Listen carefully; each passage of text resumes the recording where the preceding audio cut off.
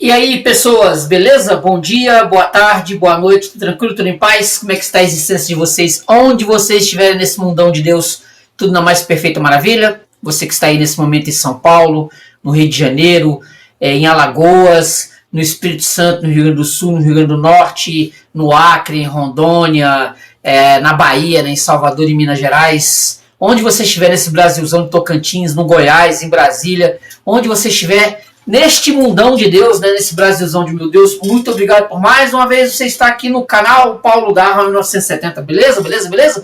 Você também que mora fora do Brasil nesse momento, você que está aí na Argentina, no Equador, na Bolívia, na Venezuela, na Guatemala, na Costa Rica, na República Dominicana, onde você estiver, no México, nos Estados Unidos, no Canadá, onde você estiver, Nicarágua, né, brasileiros aí na Nicarágua, brasileiros onde estiver nessas Américas infinitas, muito obrigado, muito obrigado. Você também pode estar que está fora do Brasil, está fora das Américas, nesse momento está na Europa, em Portugal, na Inglaterra, na Alemanha, na Sérvia, onde você estiver, na Polônia, onde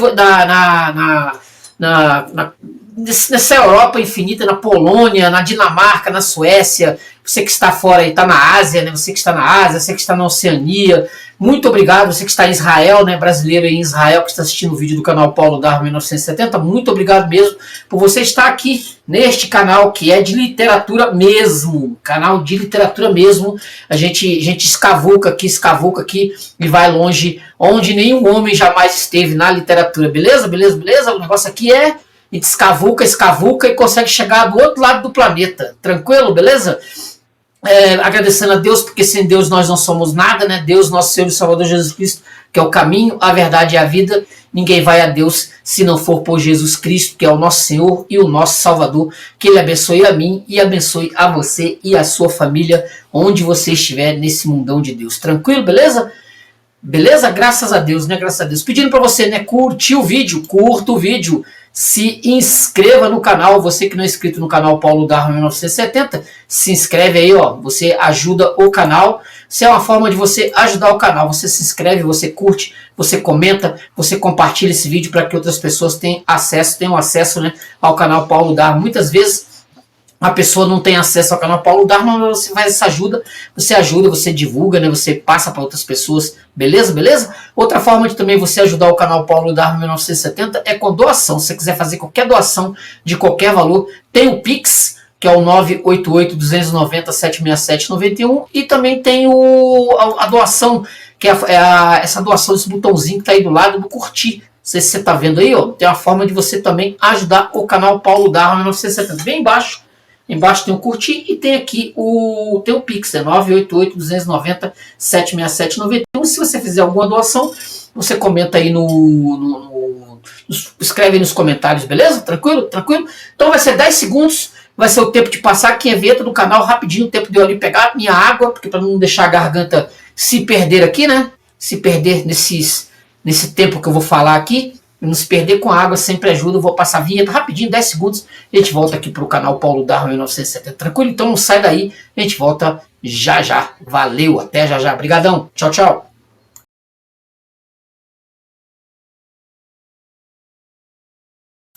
E aí, beleza? Voltei. Deixa eu tomar aqui minha água para a gente recomeçar, né? Segundos. Seguinte, há algum tempo atrás, eu trouxe aqui para o canal Paulo Darma 1970 um negócio que eu considerei assim uma honra, né? Uma honra aqui para, né, esse canal humilde, né? Dentro da possibilidade do que seja humildade. A gente trouxe aqui para o canal o Cantos, né, do Ezra Pound, este livro aqui. Tá vendo? Uma resenha sobre este livro que, se você por um acaso não assistiu, dê uma olhada lá, porque isso aqui provavelmente é considerado o maior e melhor poema escrito no século XX, o Ezra Pound, Os Cantos, este material aqui, que é simplesmente um negócio inacreditável de poesia, realmente poesia, escrita aí durante uns 50 anos que o Ezra Pound andou, né, publicando nas revistas, etc, durante mais de 50 anos, pelo menos até morrer. Ele escreveu Os Cantos, e por conta desses cantos eu acabei topando, né? Eu que mexo, tô rodando para lá e para cá, sempre para cima e para baixo, atrás de boa literatura, ou às vezes nem tanto, né, que para o canal Paulo Darwin 1970, eu descobri este, pode-se dizer assim, manual de escrita e de literatura, que é esse ABC da literatura, esse aqui, ó, Ezra Pound, tá vendo?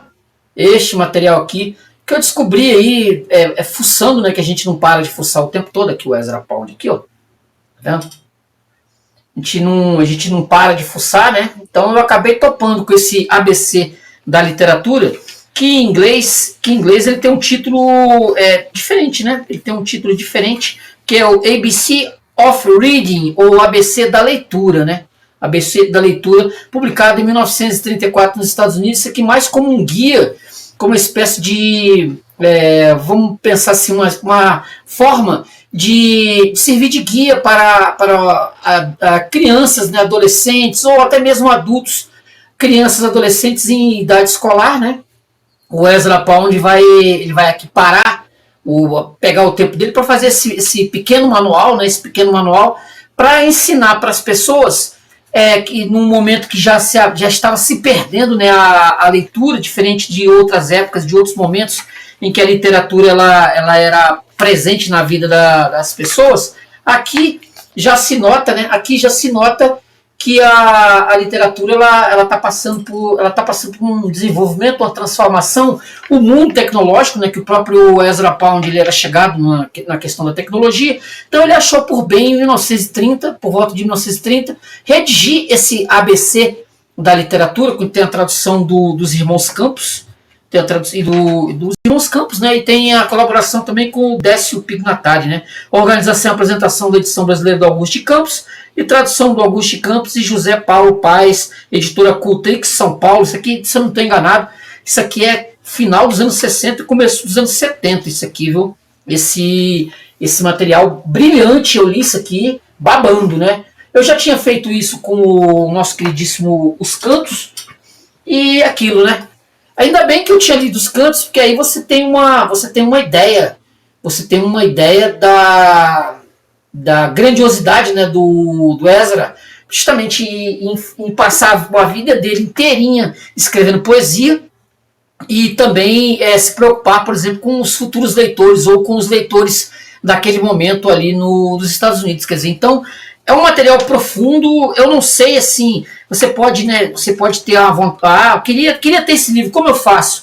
Você pode procurar nos sebos, ou eu não sei se na própria Amazon, né, se na Amazon ele tem para vender. Você pode pedir aí nessas livrarias virtuais que tem aí na internet, que é um material que acrescenta pra caramba, principalmente para você que gosta da poesia, gosta de poesia, e gosta também do Ezra Pound. Quer dizer, eu com esse material aqui, eu abri a caixa preta de alguns tipos de literatura fora da poesia, que eu descobri adulto. Eu nunca fui uma pessoa de ler poesia na minha juventude. Eu gostava mais de pegar os calhamaços lá, livros mais complexos, etc. Livro que pudesse passar 30 dias com ele em casa, com renovação, principalmente em matéria de biblioteca. Eu não tinha o costume muito de pegar poesia para ler, que poesia eu considerava que lia num salto, né? Então eu não tive o costume. Eu cresci, pode-se dizer assim, a poesia que eu me embalou a minha existência durante muito tempo, era justamente as canções, né? Eram as letras de música, que é algo que comumente, né, as pessoas de hoje, elas têm mais costume hoje, né, de ter a música, ter uma composição, uma letra de música na cabeça, do que propriamente poesia. Nos tempos passados, por exemplo, as pessoas tinham decorado a Odisseia do Homero, a própria Ilíada. Elas tinham decorado esses materiais, esses textos, porque assim, tinha obviamente o cancioneiro popular, mas as pessoas elas tinham de cor e salteado o Jerusalém Libertada, entendeu? Do Tasso, normal, entendeu? Então eu descobri que a música, a forma como a música ela é feita, por conta da própria melodia, que o próprio Ezra vai fazer algumas críticas aqui, que a própria melodia, por ser mais rasteira, mais fácil, ela ocupa ela ocupa o nosso cérebro por um tempo e por isso que muitas pessoas têm canções. Vamos pensar assim, né, numa música, sei lá, do Renato Russo, Faroeste Caboclo, que as pessoas têm de cor e salteado a letra da música, porque aquilo foi passado, aquilo reverberou na vida das pessoas durante meses e meses e meses tocando em rádio. Então a música, ela se instala, a letra da canção, da música, ela se instala no cérebro da pessoa e você acaba decorando ela por osmose. E vocês podem reparar que a própria letra de uma música, ela tende a ocupar um espaço no seu cérebro durante o dia. Se você escutar uma melodia, uma música rasteira, tocando num som de um carro, ela tende a ocupar o seu cérebro, como era a poesia, acredito eu, a poesia lá em 1300, 1400, 1500, que as pessoas deviam ficar recitando poesia assim, devia ser comum as pessoas passarem seus dias recitando poesia, da mesma forma como hoje as pessoas ficam recitando músicas, sei lá, os mais velhos, principalmente, né, as letras das músicas, por exemplo, do Roberto Carlos, por exemplo. Aí houve essa substituição da poesia, que para muitos é algo morreu. Para muitas pessoas a poesia ela praticamente não existe mais. A poesia, como Carlos Drummond de Andrade, Mário Quintana e tantos outros autores brasileiros aí, que passaram a vida né, compondo poesia, escrevendo poesia, e hoje pode-se dizer que essa poesia para muitos morreu e ela foi substituída pelas canções, pelas letras de música, entendeu? Dos poemas, às vezes um poema que é travestido de letra de música, ele passa, né? Ele passa mais, sei lá, um Chico Buarque. Pega aí um exemplo de Chico Buarque, que muita gente considera um excelente letrista, um Caetano Veloso, uma coisa desse tipo, que no meu entender não são poetas na verdadeira acepção do que seria uma poesia de verdade, mas eles conhecem a língua, então eles tendem a fazer letras de música como se fosse uma substituição da própria poesia. Eu vejo isso muito. Eu vejo que os próprios irmãos Campos e o próprio Ezra também, que era chegado à ideia da canção, né, que ele também era chegado à ideia da canção, da canção como letra de música, mas eu imagino que ele não pegou assim a própria morte da poesia, né, para muitos, né, como eu gosto de dizer, como acontece nos nossos dias. Eu estou fazendo esse preâmbulo todo aqui para justamente colocar esse ponto de vista, né? Esse ponto de vista sobre o problema que a poesia, ela, embora esteja sendo escrita aí por muitos bons autores aí, ela não está mais no lugar, no meu entender, no lugar que ela merece, né? Ela tinha que estar no topo, né? Ela tinha que estar no topo da literatura, como sempre foi ao longo do tempo, e não relegada a apenas estar sendo compostas baseado em melodia para tocar, por exemplo, em rádio ou passar no YouTube, ou coisa que valha. Assim, é meio triste, mas é um desabafo que eu faço aqui, né, com relação à poesia. Se você, por um acaso, aparentemente não gosta de poesia, como eu passei muitos anos da minha vida, seria bom você pegar aí uns bons textos aí de poesia e dar uma olhada para você ver realmente que vale a pena pra caramba. Beleza? Publicado em 1934, o ABC da Literatura é ao mesmo tempo um manual de leitura crítica e uma declaração estética do Ezra Pound, né, um dos grandes nomes da poesia modernista. O livro busca orientar leitores e escritores sobre como ler, apreciar e criar literatura de forma consciente, com ênfase especial na poesia. Eu tenho aqui os meus manuais, né, de literatura, American Literature, tá vendo? Esses guias, né, esses materiais que resumem bastante a chamada grande literatura, né, essa American Literatura, que é a literatura norte-americana, né, que esse compêndio aqui, esse batatal que eu tenho aqui, faz um geral sobre a literatura norte-americana até meados dos anos 70 e comecinho dos anos 70. Também a própria história da literatura ocidental, que eu tenho aqui, do Otto Maria Carpo, que ele faz um pente fino em toda a literatura ocidental, poetas, tudo você pode. Isso aqui tem para você comprar completo. E serve de guia muitas vezes aqui, né? Eu uso aqui como auxílio luxuoso aqui nos meus vídeos aqui. Eu sempre trago o Otto Maria Carpo aqui pro canal, porque eu considero ele um dos grandes. É um dos meus guias, pode-se dizer assim, né? E também o Bloom, né? Esse que eu tenho aqui, esse Shakespeare, a invenção do humano, tá vendo aqui? Mas também ele tem o cânone ocidental, você tá vendo a capinha, né? Do cânone ocidental do lado aí, ó.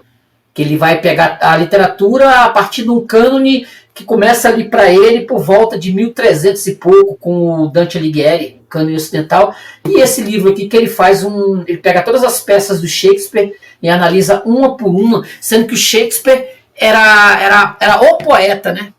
O poeta, o homem realmente tinha a manha de ser poeta, mas segundo alguns ele acabou sendo dramaturgo, porque poesia não enche a barriga de ninguém, né? Então ele acabou indo para a dramaturgia, escrever peças de teatro, e ele era bom tanto no fato de escrever poesia, sonetos, como também escrevendo peças de teatro. Aqui, a Divina Comédia, ó. Tá vendo? Que o Ezra Pound vai falar maravilhas disso aqui. Tá vendo? Também o Petrarca, que isso aqui eu estou devendo aqui pro canal. No Francisco Petrarca, que eu estou devendo aqui pro canal. E aqui, ó, poesia inglesa de 1700 a 1780. Vendo? Contemporâneos de Swift Johnson, Samuel Johnson. Vendo? Eu já trouxe aqui pro canal tantos poesia da mais alta qualidade, John Milton, por exemplo. Eu fui pegar ali, eu fui dar uma olhada no que eu iria trazer aqui para mostrar aqui no canal, mas eu desisti, eu falei, não dá para trazer tudo que eu tenho na biblioteca para cá, o vídeo ia ficar impraticável. E ele era contemporâneo também do James Joyce também, né?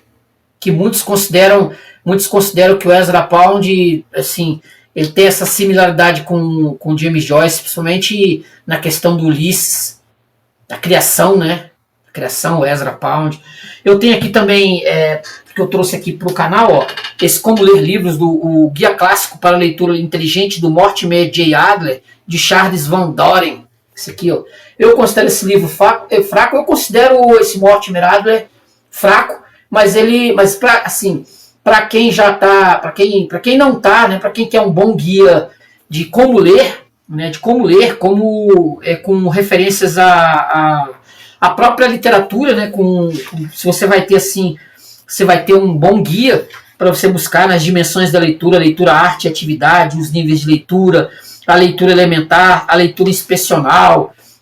Aí vai ter o terceiro nível da leitura, a leitura analítica, como ler diversos assuntos, como ler livros práticos, como ler literatura imaginativa, sugestões para a leitura de narrativa, peças e poemas, como ler livros de história, como ler livros de ciência e de matemática, como ler livros de filosofia, como ler livros de ciências sociais. Vendo? Esse Mortimer Adler, ele dá um geral. Eu considero ele fraco porque ele se envolve muito na questão da psicologia, também da sociologia e da filosofia também. Ele é um extraordinário pedagogo, né? Extraordinário pedagogo, mas eu não tenho ele, eu não considero ele tá entre os meus preferidos, não. Inclusive eu tenho aqui dele também, ó, grandes ideias para grandes livros, esse material aqui de 1960, tá vendo? Aqui, ó. Que eu não considero ele, que tá na minha aqui, ó. Tá no meu assim, de quem eu costumo usar muito, não. Vendo? Esse Grandes Ideias para Grandes Livros aqui. Vendo? E esse outro, Como Ler Livros, né? Vou deixar até a capa desse. Acho que a capa desse aqui em português é exatamente esse aqui, ó, que eu tenho. Esse aqui, ó. Esse aqui, ó. Como pensar sobre as grandes ideias. Tem em português, tá vendo aqui, ó? É este livro que eu mostrei encapado. Ele tem em português, tá vendo? Se você se interessar, tá vendo? Como pensar como pensar sobre as grandes ideias a partir dos grandes livros da civilização ocidental. Tá vendo aí, ó? Né? Se você se interessar por ler o Mortimer J. Adler e o Charles Van Doren, né? Como ler livros, esse aqui, esse material.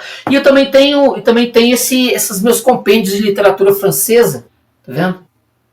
Você vê que o negócio aqui realmente vai longe, né? Aqui a gente está sempre buscando materiais dos mais diversos, trazendo os materiais dos mais diversos, para servir de guia para você que quer ler, para você que deseja adentrar esse mundo da literatura, ou esse próprio como ler livros seria interessante.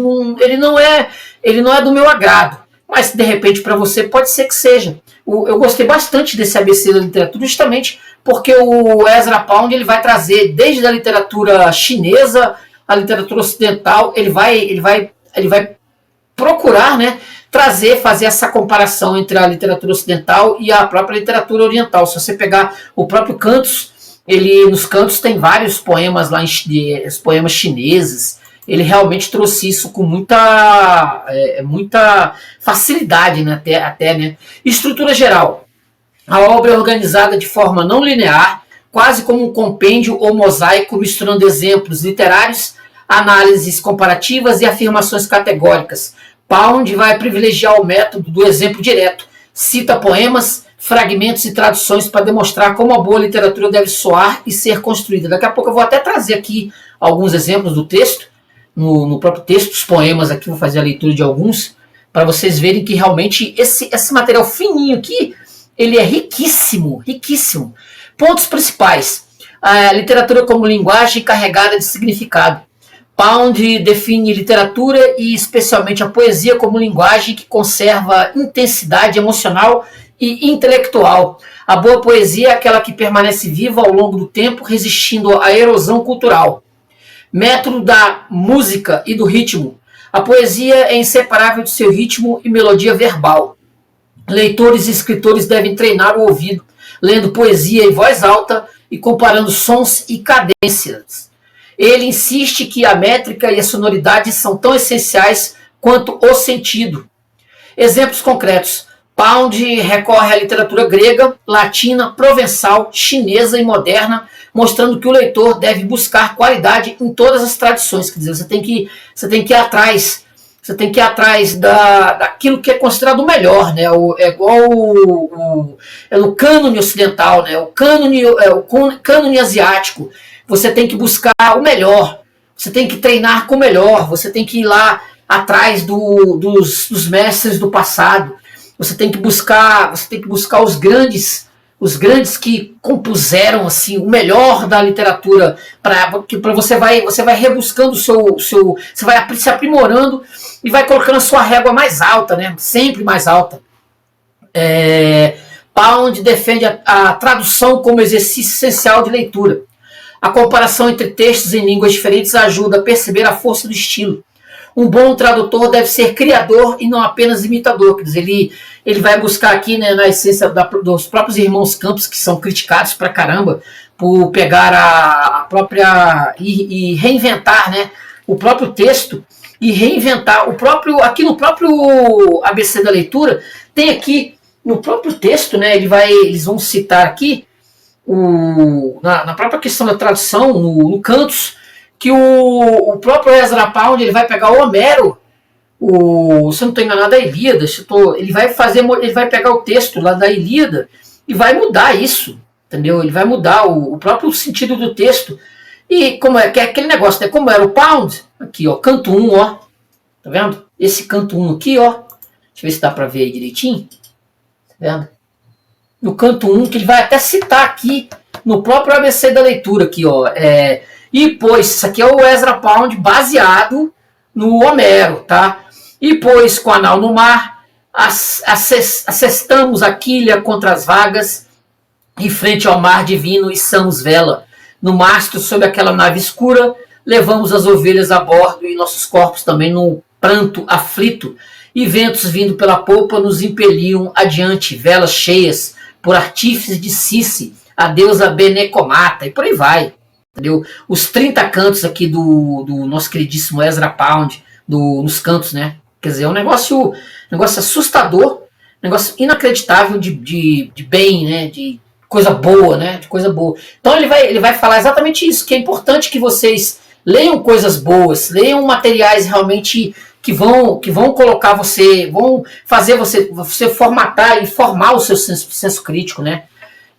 Todo bom leitor deve também ser um crítico, né? Um crítico deve distinguir o essencial do supérfluo. A leitura crítica é um processo ativo de seleção de julgamento.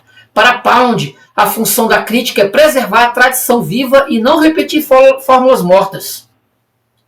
ABC como manual de iniciação. O título remete a um abecedário, ou guia básico, mas é irônico. Na verdade, é um convite a uma revolução do olhar literário. Pound quer formar leitores capazes de julgar por si mesmos, não dependendo de autoridades acadêmicas. Quer dizer, isso que eu tinha mostrado aqui, ó, que é esse pessoal que vai dizer, né? Esse pessoal aqui que vai dizer, por exemplo, aqui eles não colocam aqui o Melville como um dos maiores da literatura norte-americana de todos os tempos, né? A American Literatura. Eles não colocam aqui e até 1920 esses caras eles não colocavam, até 1920 essas antologias de literatura, né? De literatura norte-americana, eles não colocavam o Herman Melville. Vou até olhar aqui, só confirmar se o Melville está aqui, para eu não dar uma ratada, né? Para não dar uma ratada.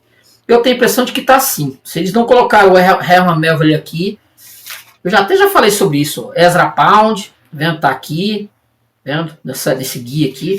O Ezra tá. Deixa eu ver se está aqui. Mas eu acho que não está, não. Deixa eu ver. 1838. O Herman Melville não está aqui, gente. Deixa eu ver. Cummings. O Ezra Pound tá. Vou até mostrar aqui para vocês como isso aqui é. O Melville não está aqui. Incrível, né? Não está aqui. Mas o próprio Ezra está aqui. Ó. Deixa eu pegar aqui 1577. Página 1577. Mostrar para vocês aqui o próprio Ezra aqui, ó. 1575. Vou mostrar aqui para vocês aqui. Aqui está uma linha, né, de poesia do Ezra Pound. Aqui, ó. Eu acho que quando eu fiz o vídeo dos cantos, eu trouxe esse material aqui. Aqui, ó, Ezra Pound, tá vendo? 1885, 1972. Deixa eu ver aqui. Aqui tá algumas poesias dele do passado. Tá vendo aqui, ó? Alguns exemplos de poesia dele, ó. E vai adentrar aqui o Cantos. Eu até mostrei isso. Se você assistir o vídeo do Cantos, vai estar lá, ó. Aqui, ó.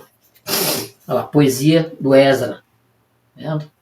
Deixa eu aparecer aqui mais um pouquinho para frente, para vocês terem uma ideia. Tá vendo? Poesia Ezra Pound, aqui nessa antologia, né? Nesse material de antologia. Aqui, ó. Pound. Aqui tem o Pound. Mas não tem o Melville, tá? Não tem o Melville nesse guia aqui. Eu nem sei se o Harold Bloom coloca o Ezra Pound nos grandes autores, os grandes poetas, né? Autores do século XX, não. Eu sei que o Melville, ele coloca, o nosso querido Harold Bloom coloca. Ideias ocultas e análise. Revolta contra a academia. Pound ataca o ensino literário tradicional, que segundo ele mata a vitalidade dos textos ao reduzi-los a análises mecânicas. Seu método é aprender diretamente com os mestres, lendo os grandes escritores em voz alta e em paralelo. Você pega esses autores, você faz leituras em voz alta dos grandes escritores para você dominá-los, né? Você ter domínio. Como eu falei, como se transformasse em própria letra de música, você recitar, você ter poemas na cabeça, você ter trechos, por exemplo, de Shakespeare, das peças de Shakespeare, quando você passa a recitar esses textos, né? Você tem, e também correr um pouco dessas antologias, como eu gosto de citar aqui, o próprio Bruno Tolentino, por exemplo, ele não está em antologias, por exemplo, de poesia no Brasil. Se você pesquisar por aí, você não encontra Tolentino, por exemplo, que é um dos grandes poetas brasileiros de todos os tempos, você não acha ele em antologia. Mas isso não muda o fato do Tolentino ser um dos grandes poetas brasileiros, entendeu? E isso, obviamente, o Ezra Pound vai né? Ele vai dizer para você aprender diretamente com os mestres. lendo. E não buscando os doutos, né? Aqueles que se acham, aqueles que são os donos, né? Os donos do mercado, né? Os donos da literatura, né? Eles que dizem realmente o que é bom para nós ou não, né? Eles gostam de falar sobre isso. Universalismo estético. A escolha de exemplos vai de Homero a Confúcio, dos trovadores provençais a Shakespeare. Pound sugere que a grande literatura transcende fronteiras linguísticas e temporais. Ele usa muito de exemplo aqui o próprio Chaucer, né? Que eu estou para trazer para o canal. Eu vou começar a ler o Chaucer, né? Tem que trazer aqui para o canal o Canterbury Tales. Isso aqui, ó. Isso aqui. O Cantos de Canterbury, né? Isso aqui, ó. E aqui também tem Troilus e Cressida, também do Chaucer. Mas ele cita bastante esse Canterbury Tales aqui. Ele cita bastante esse material. Esse material do Chaucer. Como dos grandes, né? Material extraordinário do Chaucer que eu vou trazer aqui para o canal esse ano ainda. Eu vou trazer esse ano. Eu ainda trago Chaucer aqui para o canal. Aqui dessa coleção aqui da Penguin, né? Da Penguin, que eu tenho em inglês mesmo. Isso aqui é Penguin, deixa eu só verificar se é Penguin. Greatest Books na Enciclopédia Britânica. Aqui, ó. Esse Chaucer aqui, ainda vou trazer ele para o canal. Me aguardem. Reforça seu princípio imagista. Dizer o máximo com o mínimo de palavras. A boa poesia é aquela que concentra energia verbal sem desperdício. A leitura como formação ética. Ler bem não é apenas estético, mas também moral. A clareza e a precisão verbal se refletem na clareza de pensamento e de caráter. Para Pound, a degradação da linguagem implica a degradação da cultura. Inclusive, ele vai dizer aqui, no momento aqui, que um país que não tem literatura, um país que onde as pessoas não estão mais lendo, esse país está em absoluta decadência. Vou falar que a leitura é primordial para o caráter de um país, de um mundo. Né? Sem leitura, a gente não chega em lugar nenhum. Elitismo e exigência. Pound defende que só uma minoria terá condições de entender plenamente a grande literatura. Há um tom de provocação elitista, mas também um apelo à responsabilidade do leitor de buscar excelência. Como eu falei, a leitura vai te dar um caráter, né? Também. Você vai se formar por meio da leitura. Você vai se formar. Você vai ser alguém, né? Você vai enxergar o mundo, vai ver as coisas à distância, não só por meio da manipulação, né? Que é tão forte nesse mundo que nós vivemos. Impacto e relevância. O livro foi decisivo na formação de gerações de poetas e críticos do século XX. É um marco do modernismo literário pela defesa da clareza, da precisão e da experimentação formal. Embora denso e fragmentário, funciona como manual de iniciação à crítica literária independente. Deixa eu fazer algumas leituras, uma leitura de alguns trechos dele aqui, para vocês terem uma ideia de como isso aqui realmente é rico. Como isso aqui é rico. E ele é fininho, tem umas 140 páginas. Diferente de outros guias, né? Como eu falei ali, próprios guias que são uns catatal, ele é fininho, mas extremamente profundo. Olha só aqui, ó. A literatura não existe num vácuo. Os escritores, como tais, têm uma função social definida, exatamente proporcional à sua competência como escritores. Essa é a sua principal utilidade. Todas as demais são relativas e temporárias e só podem ser avaliadas de acordo com os pontos de vista particular de cada um. Os partidários de ideias particulares podem dar mais valor a escritores que concordem com eles do que a escritores que não concordem. Podem dar, e usualmente dão, mais valor a maus escritores do seu partido ou religião do que a bons escritores de outro partido ou igreja. Mas há uma base suscetível de avaliação e que é independente de todas as questões de ponto de vista. Os bons escritores são aqueles que mantêm a linguagem eficiente, quer dizer, que mantêm a sua precisão, a sua clareza. Não importa se o bom escritor quer ser útil ou se o mau escritor quer fazer mal. A linguagem é o principal meio de comunicação humana.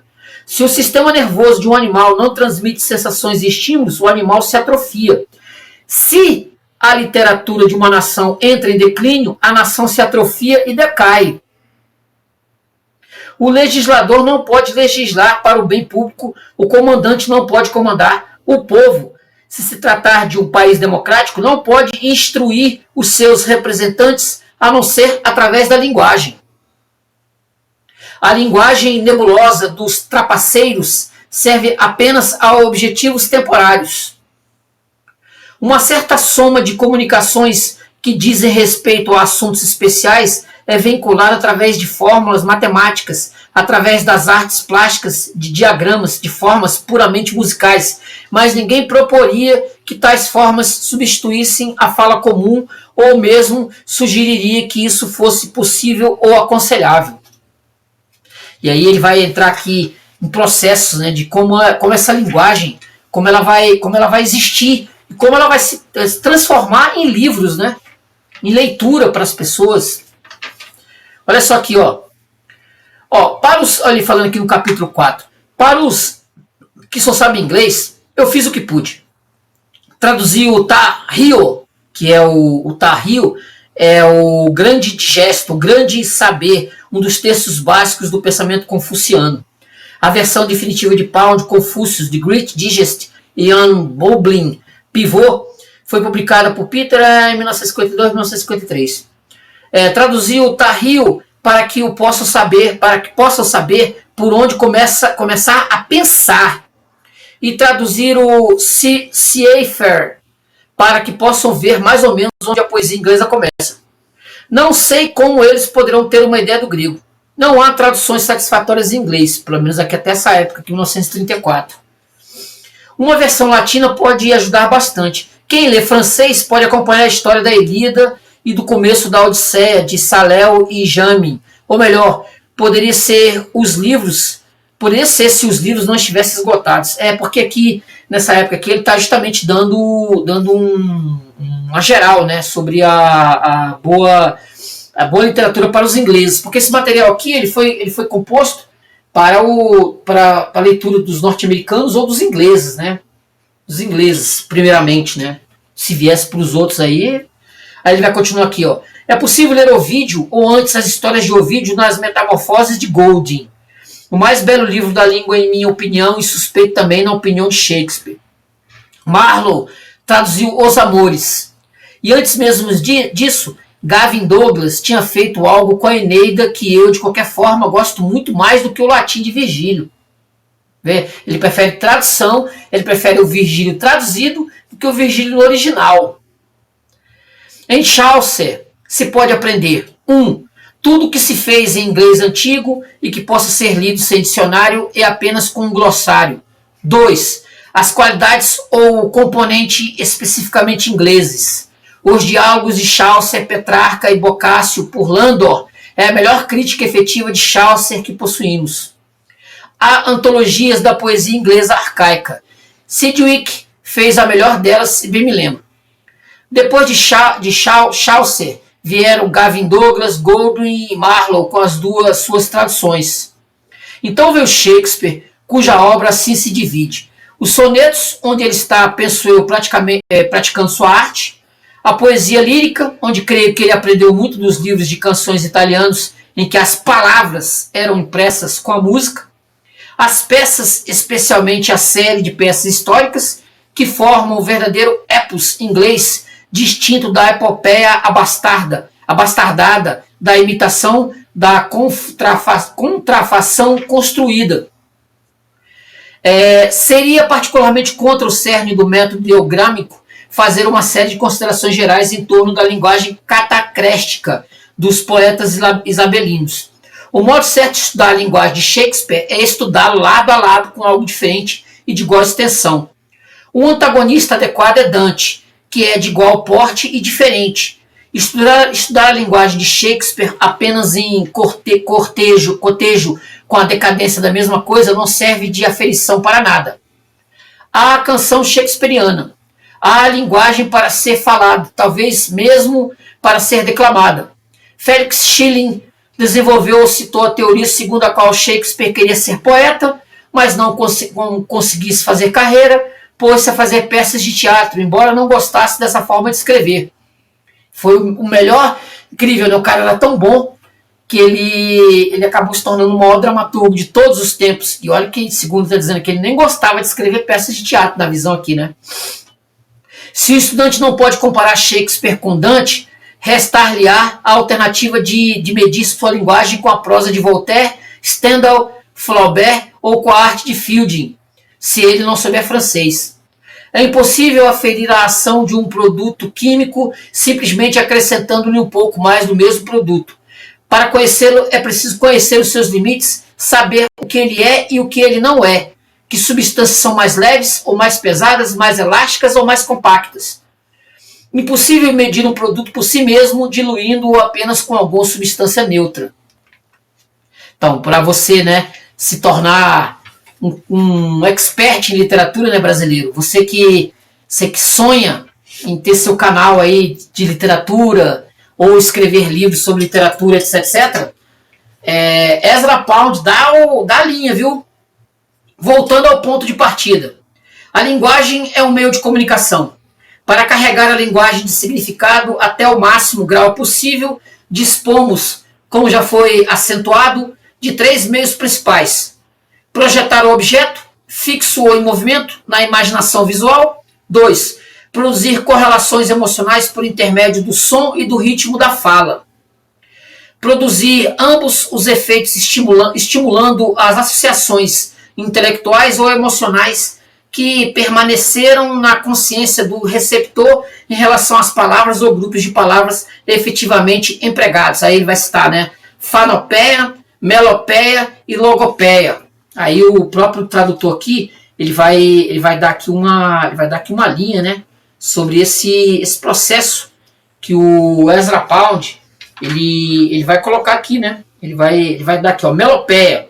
Há 3 modalidades de poesia. Uma melopeia, aquela em que as palavras são impregnadas de uma propriedade musical, som, ritmo, que orienta o seu significado. Homero, Arnaud Daniel e os provençais. 2. A fanopeia, um lance de imagens sobre a imaginação visual. Hiraku, isso é, Li, Tai, Po. E os chineses atingiram o máximo de fanopeia devido talvez à natureza do ideograma. 3. A logopeia, a dança do intelecto entre as palavras, que trabalha no domínio específico das manifestações verbais e não se pode conter em música ou em plástica. Propércio, Laforge. Quer dizer, ele vai dar esses 3 aqui, a fanopeia, melopeia e logopeia. A incompetência se manifesta no uso de palavras demasiados. O primeiro e o mais simples testes a que o leitor deve submeter o autor é verificar as palavras que não funcionam, que não contribuem nada para o significado ou que distraem do fator mais importante do significado em favor de fatores de menor importância. Quer dizer, a quantidade de gente aí que fala e não diz nada, né? Fala, escreve, livros catatais aí que podiam ter sido resumidos, né? Podiam ter sido cortados, como era feito lá nos Estados Unidos nos anos 30, aqueles ótimos editores que cortavam, né, o excesso. Gente que fala muito. Ó, uma definição de beleza. Adequação ao objetivo. Quer se trate de uma definição boa ou não, é fácil constatar que uma boa dose de crítica ruim foi escrita por homens que presumiam que o autor estivesse tentando fazer algo que ele não estava tentando fazer. Por incrível que pareça, hoje, os maus críticos do tempo de Keats achavam sua obra obscura. O que quer dizer que eles não entendiam por que Keats escrevia. Você vê que é absurdo, né? A maior parte das percepções humanas data de muito tempo atrás ou deriva de percepções que homens bem dotados tiveram muito antes de termos nascido. A espécie humana descobre e redescobre, que nós estamos sempre redescobrindo a roda, né? Estamos redescobrindo a roda o tempo todo. Como se o mundo lá para trás não tivesse existido, né? Ele veio quando nós nascemos, né? O mundo passou a existir quando nós nascemos. Olha aqui ele continuando, ó. Não tem qualquer sentido ou quase nenhum o pedido de meu editor para que eu dê à literatura inglesa o maior destaque possível. Digo que não tem sentido num jogo limpo com os estudantes. Não é possível aprender a escrever lendo inglês. Se você estiver impressionado com os poetas antigos, você produzirá o costume da época. Chaucer é incompreensível ser um glossário. Os isabelismos são facilmente reconhecíveis como bijuteria velha. Chaucer não inventou sua arte. Isso não diminui a sua glória como um grande escritor e um escritor muito humano. Ele emprestou a sua arte dos franceses. Ele escreveu sobre o astrolábio. Dante escreveu sobre a língua comum, um tratado sobre a linguagem e a versificação. A linguagem dos isabelinos é ornamental. A era de Shakespeare foi a grande época por excelência. Foi a era em que a linguagem não fora ainda mutilada e ressecada, em que o espectador gostava das palavras. Ele provavelmente se excitava tanto com o multitudinous seas incarnading, com os leitores do livro amarelo, com um epigrama retorcido. Isso não era um interesse de classe. Na Espanha, por essa época, o melhor crítico de teatro era um sapateiro. Mas a linguagem se constituía num discurso artificial. Era a época do Euphues, na Inglaterra, e de Góngora, na Espanha. Os autores, né? Os autores da mesma época. Como é que isso aconteceu? Ele vai falar aqui, ó. O culto do latim. Depois da magreza, da transparência dos autores medievais, o mundo literário embriagou-se outra vez de antiguidade, de Grécia e de Roma. Os mais cultos escreviam em latim. Cada escritor queria mostrar que sabia mais latim do que o outro. Existem montes de poemas latinos da época. Os italianos apropriaram-se do estilo e ampliaram o vocabulário. Os espanhóis e os ingleses imitaram os italianos. Camões tentou o mesmo em Portugal. Foi a corrida do ouro em prol do mais amplo vocabulário. Eu suspeito que Marlowe começou a parodiar-se a si próprio em Hero e Leandro. Ele tinha principiado com sérias intenções. Reconheço que essa suspeita pode ser um erro. A próxima fase na França e na Inglaterra foi tentar comprimir a retórica catacréstica numa camisa de força. Isso não significa que o leitor deva se permitir a ignorância das melhores obras de qualquer dos períodos. Ele pode procurar o discurso verdadeiro em Shakespeare e encontrá-lo em sua plenitude se souber o que procurar. Aqui ele está fazendo uma própria crítica também, ao próprio Tácito também, né? Do Jerusalém Libertada. Também. Macarrônico, né? Macarrônico, entendeu? E vários outros que eu até já fiz aqui no canal mesmo, que ele critica fortemente. Ele às vezes nem dá o nome, né? Não dá o nome aos bois. Mas ele critica fortemente aqui.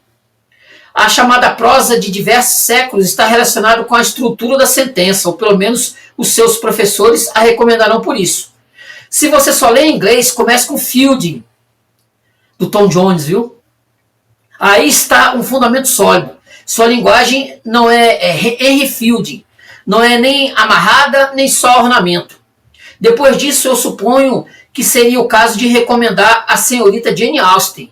E assim a lista quase termina, isto é, a lista de coisas próprias para se ler uma hora antes de começar a escrever, o que é diferente dos livros que um leitor não candidato a escritor pode perlustrar para seu entretenimento. E aí por aí ele vai mais longe, né? Sobre livros que você tem que ler, livros que você precisa ler. Chaucer, por exemplo, é um. E eu estou devendo aqui para o canal, eu vou ler. Esse ano eu leio Chaucer. Olha aqui, inclusive ele vai citar aqui ó, o Chaucer aqui, ó. Olha lá. Olha aí, ó. Chaucer. Tá? Aí ele vai citar aqui um poema do Chaucer aqui. Que o próprio Augusto de Campos diz que muita coisa que ele não pôde traduzir, isso aqui é uma das, né? Porque é uma linguagem arcaica impossível de trazer para o português. Então ele deixou no original. Deixou no original. Olha aqui, ó. A preguiça está na origem de muitos erros de opinião. Por vezes é difícil ao autor manter seu discurso dentro dos limites do decoro. Certa feita, houve um homem que tinha certa reputação como escritor e a quem o Sr. Yeats costumava defender, afirmar que a linguagem de Chaucer não era inglês e que não se deveria usá-la como base de discussão, etc. Essa era a sagacidade reinante em Londres por volta de 1910. O cara falando mal do Chaucer, entendeu? Assim, talvez, no meu entender, talvez a Chaucer para esse pessoal não tenha tanta importância, né? Não tenha tanta importância, entendeu? Olha só ele falando aqui, ó. Deixa eu ver aqui, ó. O sentido e o poder da narrativa pode sobreviver a qualquer truncamento. Se um homem tem algo a contar e é capaz de concentrar-se nisso, recusando-se a preocupar-se com suas próprias limitações, o leitor, ao fim e ao cabo, o descobrirá. E dose alguma de desmando professoral ou fuzilaria teórica terá qualquer efeito real sobre o estado civil do autor. Rios de tinta correram para acusar o Sr. Kipling de vulgaridade. Isso ocorreu antes do nascimento do atual leitor, de ser ele um jornalista, etc, etc. Aí ele vai citar aqui, né? Maior número de escritores malogra por falta de caráter que por falta de inteligência. O domínio da técnica não é alcançado sem pelo menos certa persistência.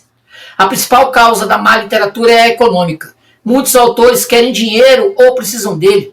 Tais escritores podem ser curados com uma aplicação de notas. Se você jogar dinheiro neles, eles vão virar bons escritores. Fazendo uma ironia aqui, um sarcasmo, né?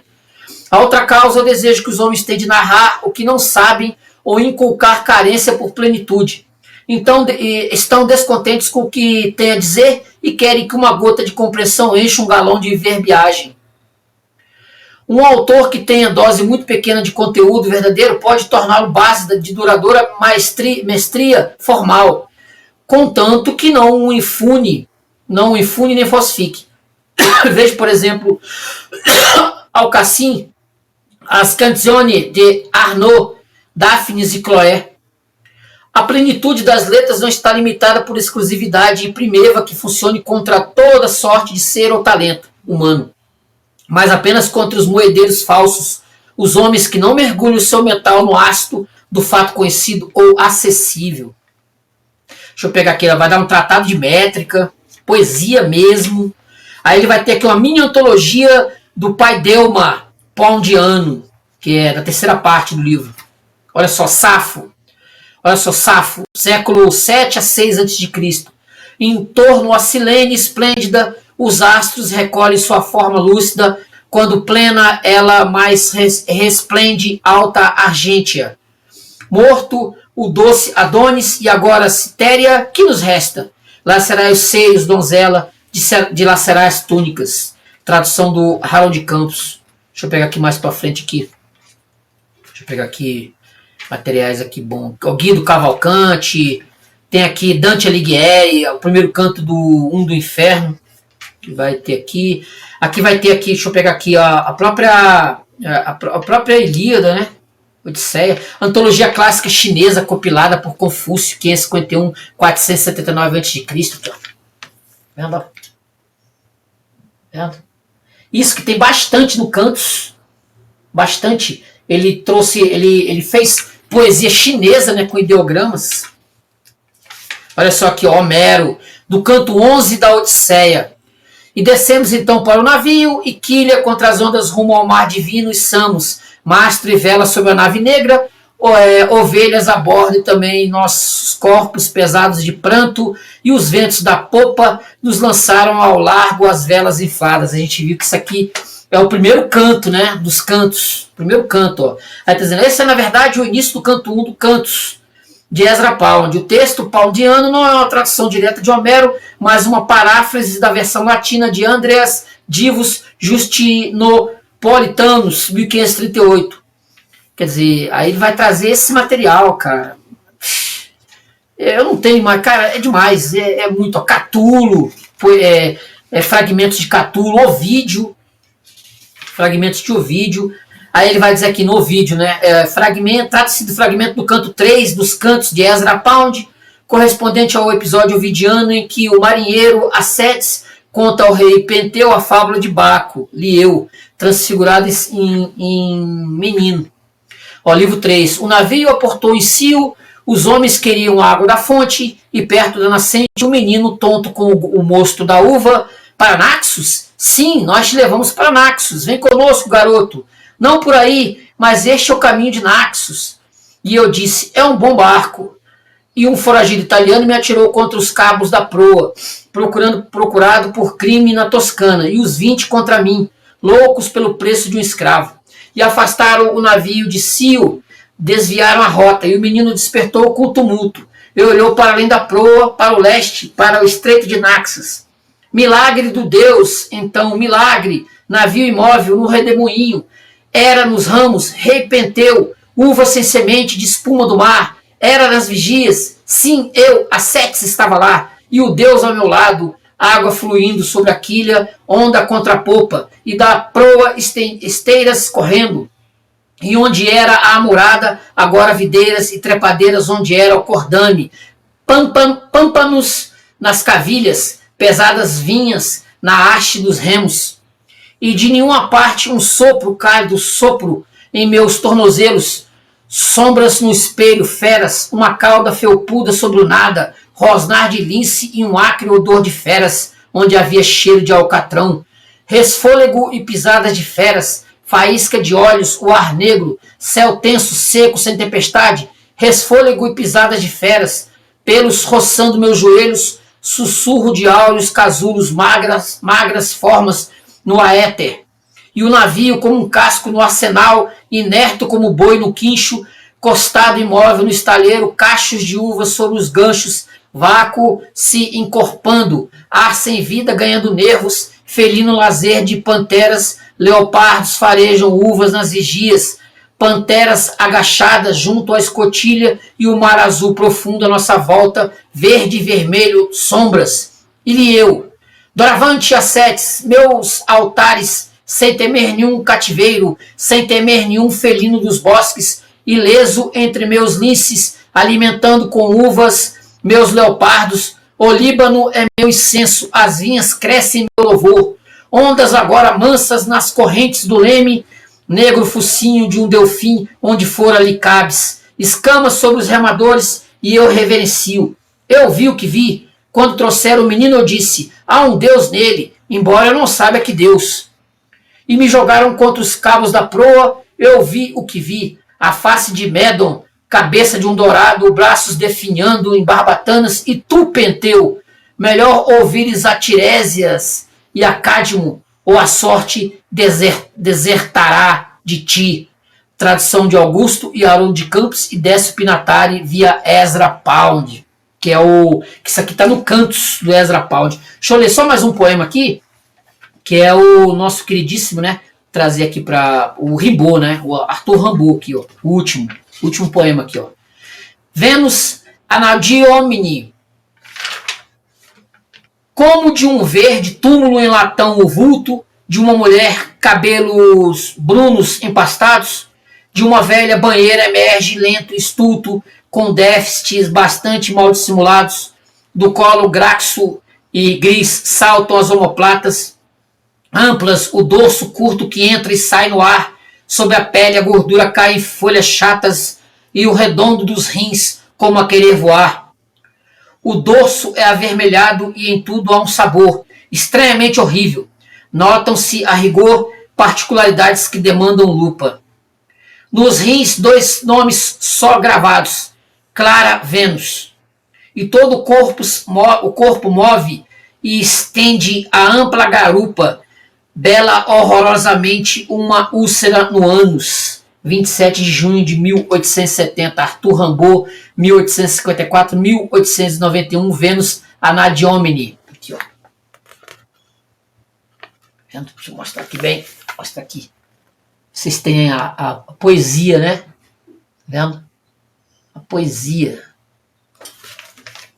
Isso aqui é ouro, ouro, ouro, ouro, ouro, ouro, ouro, ouro, ouro. Aqui, ó. Para concluir, ABC da literatura não é apenas um guia, mas uma obra manifesto. Ezra Pound propõe uma nova forma de ler, escrever e pensar literatura. Leitura comparativa e direta dos clássicos, atenção absoluta à forma, ao som e ao ritmo, economia e precisão como virtudes centrais, a crítica como preservação da vida da linguagem. É, em essência, um convite a carregar o fogo da poesia, uma busca constante pela palavra viva, clara e também poderosa. O ABC da literatura do Ezra Pound, que tem título em inglês, né? Como eu falei, ABC of Reading, ou ABC da leitura, esse clássico, né? Esse material clássico do autor dos Cantos, né? Esse material aqui, ABC da literatura, como eu mostrei aqui, o autor dos Cantos. Esse realmente um dos grandes do século XX, tá vendo aqui, ó? Os Cantos, que você pode comprar aí, ó, tá vendo? Para ler, ó. Os Cantos do Ezra Pound, material rico pra caramba. Você vai ler poesia, isso aqui você pode passar uma vida inteira lendo, tá? Você pode passar uma vida inteira lendo, material riquíssimo. Você pode se dedicar a cada canto, são cerca de 30 cantos. Você pode passar esses 30 cantos aí lendo aí, anos e anos e anos, né? Tranquilamente usando isso aqui, ó. Você pode usar isso aí lendo anos e anos e anos, né? Feliz da vida com o melhor da poesia, beleza? Então eu falei um pouquinho do ABC da literatura, editora Cultrix, Ezra Pound, este manifesto aqui, este material extraordinário que vai te levar para um mundo da escrita. Ele vai até aqui, tem até aqui, como eu diria, ele passa até exercícios aqui para os alunos, né? Ele passa aqui até exercícios aqui, os alunos pegam o material e vão estudar, né? Vão pegar isso aqui, vão estudar, vão fazer comparações. É um negócio realmente incrível aqui, o exercício. Ó, tem aqui, ó. Tá? Riquíssimo. Vale muito a pena você ter este material na sua casa. Tranquilo? Beleza? Curta o vídeo, se inscreva no canal, compartilhe, comente. Eu falei um pouquinho do ABC da literatura, este material rico aqui, que você pode ter na sua casa, comprar para você ler, pegar na biblioteca, se tiver, comprar, arrumar num sebo. Se você encontrar isso aqui num sebo, posso dizer que você acertou na loteria esportiva da literatura, se você encontrar isso aqui num sebo. Tranquilo? Curta o vídeo, se inscreva no canal, compartilhe, comente. Hoje eu falei um pouquinho do ABC da literatura do grande Ezra Pound, um dos grandes escritores do século XX. Curiosamente, ele não fala aqui, ele não cita aqui o Proust aqui no, ele cita o Joyce. Ele fala que o Joyce né? Mas o Proust mesmo, não sei se ele gostava do Proust. Não sei, pelo tipo de escrita dele, talvez não. Beleza? Então curta o vídeo, se inscreva no canal, compartilhe, comente. A gente volta semana que vem, se Deus quiser. Valeu, gente. Brigadão. Tchau, tchau. Até semana que vem.